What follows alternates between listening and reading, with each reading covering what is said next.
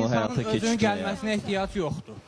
İnsanın adı, şəkili, doğum tarixi olanda baxıb hər şeyin demək olur. Mən ümumiyyətlə ekstrasensliyə, hansı bir fövqəli qüvvəyə həmişə inanmışam. Əslində biz Peymanla planlaşdırılmamış bir tanışdığımız oldu. Söhbət bizim o ilk görüşümüzdən və aldığım təəssüratdan gedir. Görüş baş tutdu və işgüzar bir söhbət oldu, maraq bürüdü. Birinci plana Peymanın deyəcəklərini qoydum ki, təbii ki, özümlə bağlı suallar verdim. Elə birinci, ikinci cümlələrdən elə faktları sadaladı ki, mən dəqiq sizə əmin edirəm ki, o bunları heç yandan bilə bilməzdi. Hətta elə şey var ki, bunu ancaq mən bilirdim. İkinci şəxs belə bilə bilməzdi. Sadaladığı faktlar artıq elə bir həddə gəlib çatdı ki, və mən inandım. Nə qədər də ictimaiyyət arasında olsam da, amma elə şeylər var ki, bunu heç kim bilmir. Bu mövzuda olan söhbətimizin bir neçə dəqiqəsindən sonra maraq adamı bürüyür və proqnoz istəyirsən.